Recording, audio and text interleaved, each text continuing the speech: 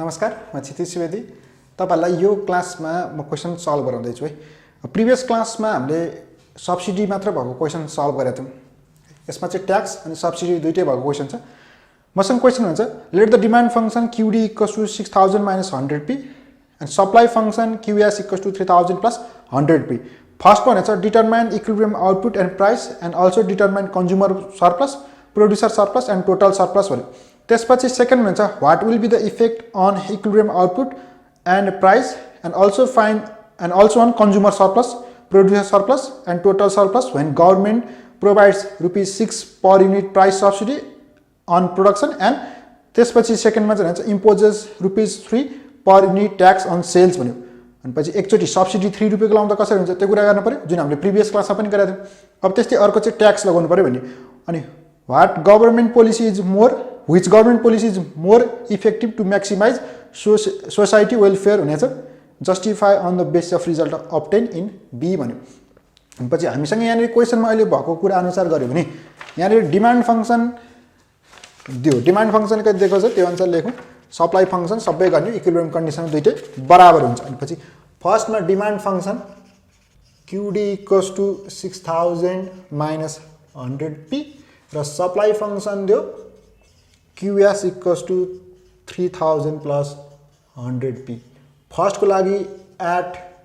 Equilibrium quantity demand equals to quantity supply हुन्छ, मतलब 6000 - 100p equals to 3000 plus 100p। यसलाई simplify गर्दा यो 6000 - 3000 हुन्छ, यता आउँदा र यता जता पोजिटिभमा 100p plus 100p। अनि यो 3000 इक्वल्स टु 200p भयो। Therefore p equals to rupees कति आयो त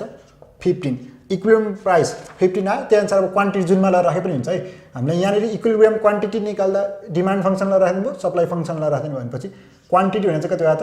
6000 - 100 into 15 भयो, p को भ्यालु गर्दा यो 4500 युनिट्स भयो। पछि अब यसलाई यदि हामीले फिगर टाइपमा हेर्यो भने इक्विलिब्रियम कन्डिसन भनेको छ, यसलाई म अब के पनि निकाल्नु भने जस्तै विलिङनेस टु पे पनि निकाल्नु है, किनभने फर्स्टमा त इक्विलिब्रियम प्राइस र क्वान्टिटी भइहाल्यो। त्यसपछि भनेको चाहिँ also determine consumer surplus and producer surplus on total surplus भनेको छ। एन्ड टोटल सरप्लस भनेपछि त्यसको लागि पहिला सुरुमा हामीलाई एउटा विलिङनेस टु पर्चेज अथवा बाई हैन, त्यो प्राइस जहाँसम्म चाहिँ के हुन्छ त कन्ज्युमरले चाहिँ डिमान्ड हुन्छ भन्ने हो, त्योभन्दा माथि चाहिँ 0 हुन्छ भन्ने। पछि यो अनुसार कुरा गर्दा 0 equals to 6000 - 100p and 100p equals to 6000, therefore p equals to ₹60 भयो।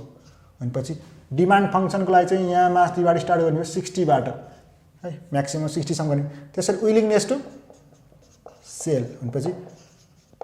0 भन्दा माथि जाने अब बेच्न स्टार्ट गर्छ सेलरले भन्ने कन्डिसन भयो। अनि यो ठाउँमा चाहिँ यो 0 भनेपछि 0 इक्वल्स टु 3000 plus 100p, यता आउँदा यो -100p equals to 3000, therefore p equals to यो माइनसले गर्दा -30। पछि अब -30 पछि यहाँतिरबाट जाने भयो के नेगेटिभ ठाउँबाट यो चाहिँ जाने भयो, यो सप्लाई फंक्शन भयो, यो डिमान्ड फंक्शन भयो। पछि सप्लाई फंक्शन यहाँ माइनस देखि गयो भनेपछि यो इक्विलिब्रियम ठाउँ भनेको यो भयो। इक्विलिब्रियम ठाउँमा यसको भ्यालु कति हुनुभयो त हामीले निकालेको छौं, इक्विलिब्रियम क्वान्टिटी भनेको 4500 युनिट्स। अब यो चाहिँ कतिसम्म जाने भयो त -30 देखि जाने भयो,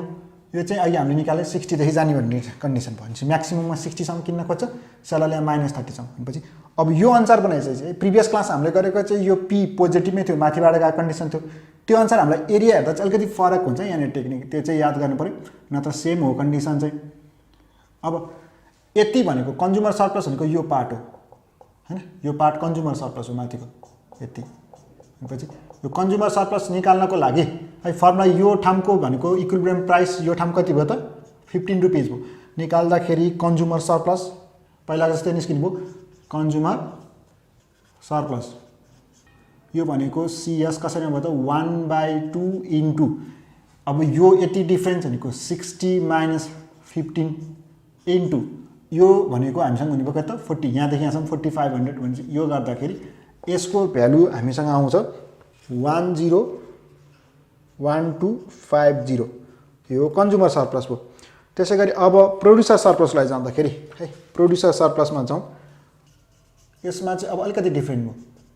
यसमा कसरी भन्दा यो नेगेटिभतिरकोलाई लिँदैन के अब लिने भने कति मात्र पार्टलाई लिन्छ भन्दा यति मात्र जुन अहिले मैले यो यसरी देखाएँ है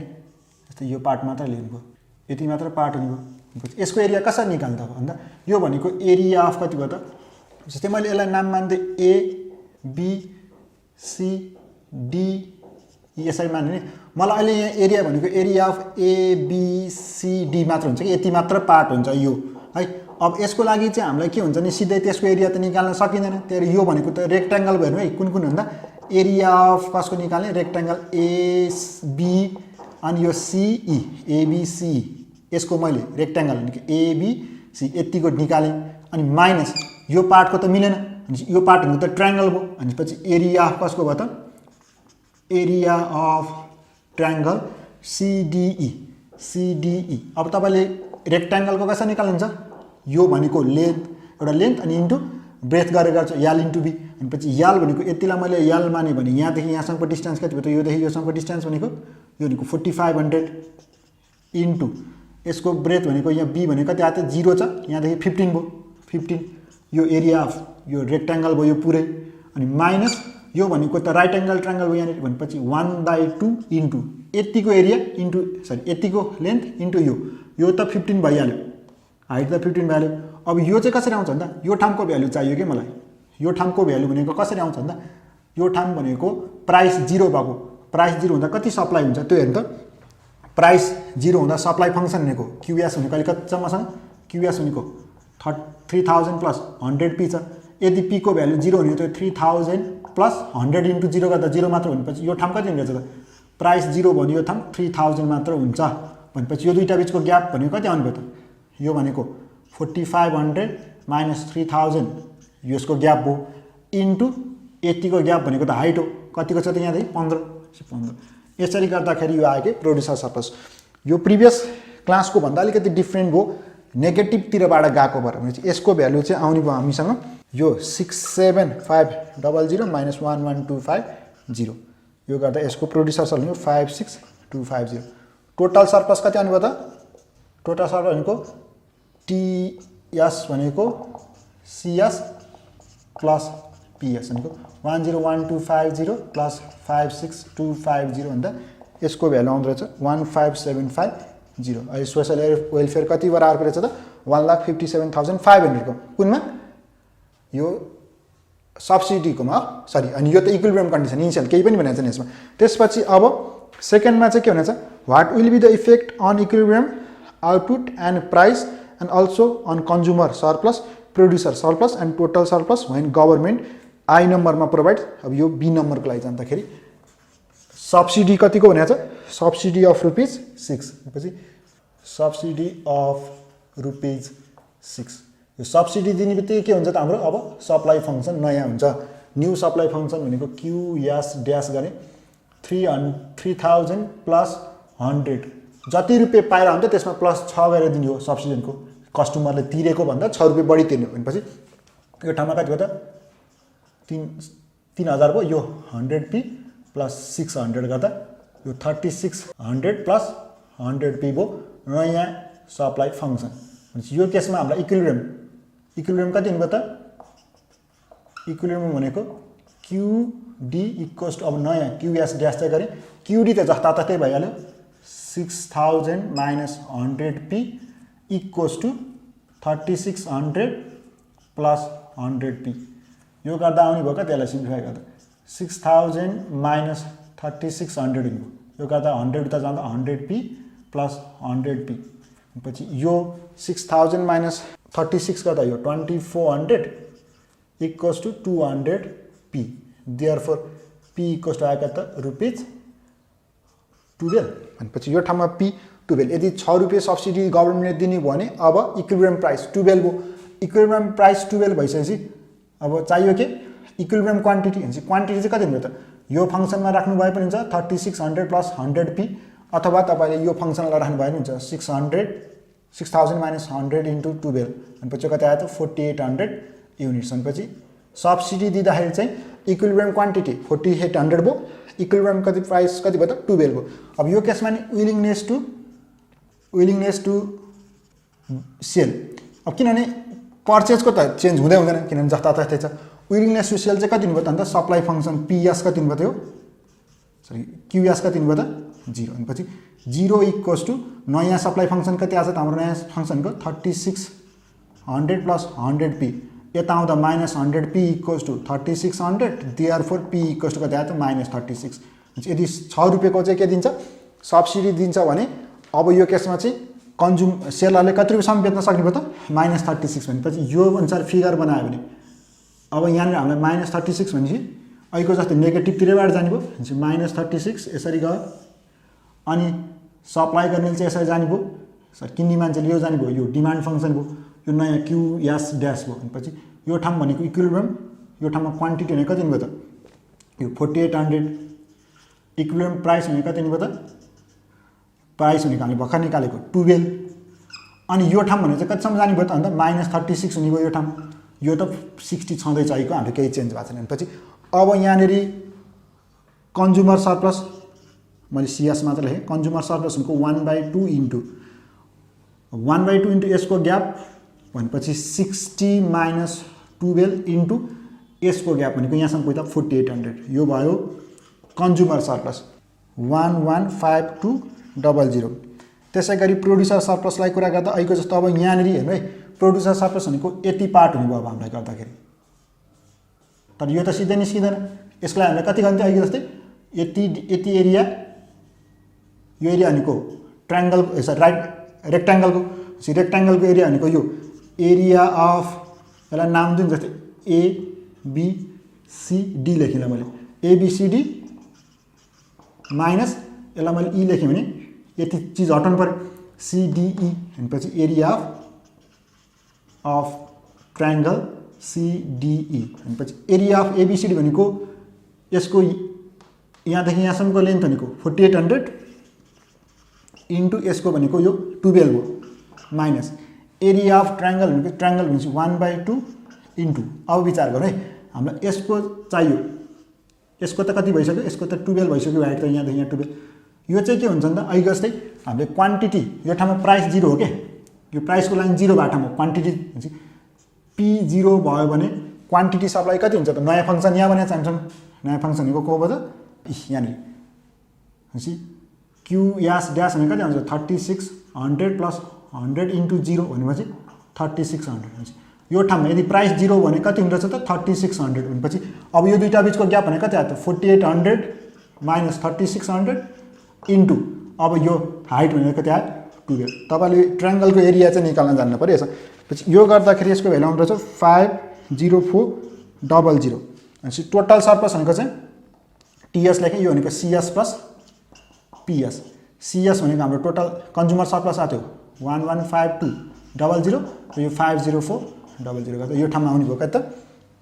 यसको भ्यालु नि 165,000 यसरी हाम्रो यहाँनिर यो हाम्रो भ्यालु आयो कसको त टोटल सरप्लसको भ्यालु आयो के केसमा भन्दा यदि हामीलाई सब्सिडी कतिको दियो भने सब्सिडी दिँदाखेरि ₹6 को सब्सिडी दिएन ₹6 को सब्सिडी दिँदाखेरि यो केसको लागि टोटल सरप्लस आयो। अब हामीलाई फेरि फर्दर क्वेसनमा सोधा चाहिँ के भन्दा सेकेन्डमा चाहिँ impose ₹3 per unit tax on sales अघि सब्सिडीको कुरा गरेको थियो हामीले प्रिभियस क्लासमा पुरै क्वेसन सब्सिडीको लागि गरेको थियो यसमा चाहिँ ₹3 ट्याक्स लगाउने हो भने अब त्यो ट्याक्स लगाउँदाखेरि चाहिँ कसरी इक्विलिब्रियम कन्डिसन बन्छ प्राइस कति हुन्छ कन्ज्युमर सरप्लस कति हुन्छ प्रोड्युसर सरप्लस कति हुन्छ टोटल सरप्लस कति हुन्छ त्यो सबै चिज निकाल्न पर्यो ₹3 ट्याक्सको लागि। अब यहाँ ट्याक्स चाहिँ कसरी लाउँछ भने सब्सिडीमा चाहिँ बढी पैसा पाउने हो प्रोड्युसरले थपेर दिन्छ ट्याक्समा चाहिँ माइनस हुन्छ यति डिफरेन्स है। सब्सिडी भन्दा जसरी हामीले प्राइसमा अघि यहाँनिर एड गरेको थियो नि भनेपछि यहाँनिर ट्याक्स यसमा यो B को फर्स्टमा थियो अब B को सेकेन्डको लागि कुरा गर्दा सेम हुन्छ कन्डिसन चाहिँ when rupees tax of rupees हैन ट्याक्स ₹3 इज इम्पोज भने अब हामीले के याद गर्नु पर्ने ₹3 चाहिँ अब एक्स्ट्रा त्यसमा तिर्न पर्यो घट्छ अब भनेपछि नयाँ भनेपछि QS मैले डबल ड्यास गरेँ है त्यहाँ सिंगल ड्यास गरेँ यहाँ डबल ड्यास गरेपछि 3000 छँदै थियो प्लस 100 अघि P पाएको थियो नि अब कति रुपियाँ घट्ने भयो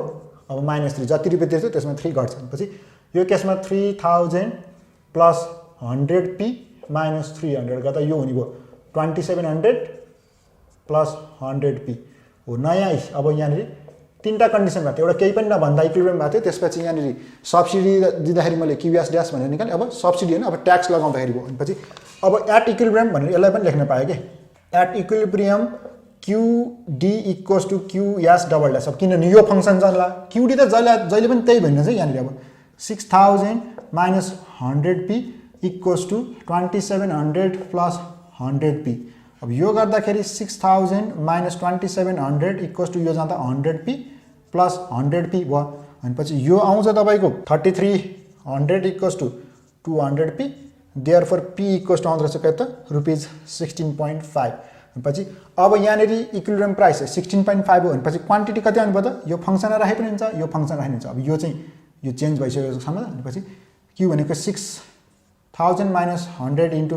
16.5 गर्दाखेरि यसको भ्यालु है 43,050 सरी 4350 भनेपछि अब यो केसमा चाहिँ क्वान्टिटी कति भयो त 4350 हो p भनेको ₹16.5 हो अब यहाँनिर विलिङनेस टु बाई त जस्ता तस्तै भइहाल्छ 60 को 16 रहन्छ चेन्जै भएको छ यो फङ्सन अब विलिङनेस टु सेल QS 0 हुने ठाउँ भने चाहिँ कति हुनुभयो त 0 इक्वल्स टु यहाँ 2700 प्लस 100p यसरी लेख्नु भयो यो आउँदा त माइनस 100p अघि चाहिँ यस्तो लेखिरहेको थियो केसमा देयरफोर p इक्वल्स कति आयो त -27 चाहिँ अब सेलरले चाहिँ कतिसम्म बेच्न खोज्छ भन्दा -27 सम्म बेच्न खोज्छ अब अहिलेको जस्तै चित्र बनायो यहाँनिर कति हुने त यो यसरी जाने भयो यो सप्लाई यो सरी यो डिमान्ड भयो अब यहाँ चाहिँ सप्लाई चाहिँ कसरी जाने भयो त भन्दा यसरी जाने भयो -27 सम्म जाने भयो यो ठाउँमा 16 भयो इक्विलिब्रियम कन्डिसन भनेको यो ठाउँ हुने भयो कति त इक्विलिब्रियम प्राइस र क्वान्टिटीमा 4350 र यो प्राइसमा चाहिँ हुने भयो कति त प्राइस चाहिँ इक्विलिब्रियम 16.5 हुने भयो भनेपछि अब अहिले यहाँनिर कन्ज्युमर सरप्लस प्रोड्युसर सरप्लस फेरि त्यही गरेर निस्किने भयो भनेपछि प्रोड्युसर सरप्लस सुरुमा कन्ज्युमर सरप्लस निकाले 1/2 इन्टु यो डिस्टेन्स भनेको 60 माइनस 16.5 इन्टु यहाँदेखि यहाँसम्म भनेको त 4350 यो गर्दाखेरि कन्ज्युमर सरप्लसको भ्यालु आउने भयो 94612.5 आउने भयो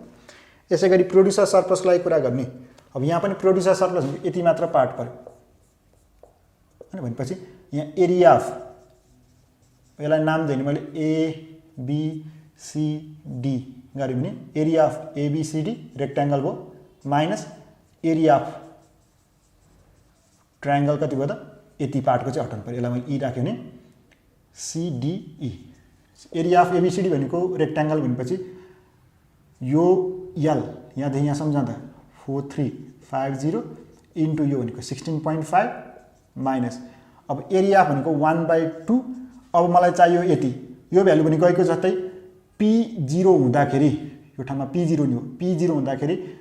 यो सप्लाई कति हुन्छ त QS यहाँनिर नयाँ छ QS भनेको 2700 प्लस 100 इन्टु 0 गर्दा 2700 यो ठाउँ कति भयो त यो ठाउँ भनेको 2700 हो भनेपछि डिफरेन्स कति आउनुभयो त 4350 माइनस 2700 इन्टु हाइट चाहिँ कति भयो त 16.5 हो यसरी सल्भ गर्दाखेरि यो भनेको आउँदो रहेछ 58162.5 यति पुरै सल्भ गर्दै त्यहाँ टोटल सरप्लस भनेको त्यही आयो त total surplus consumer surplus plus producer surplus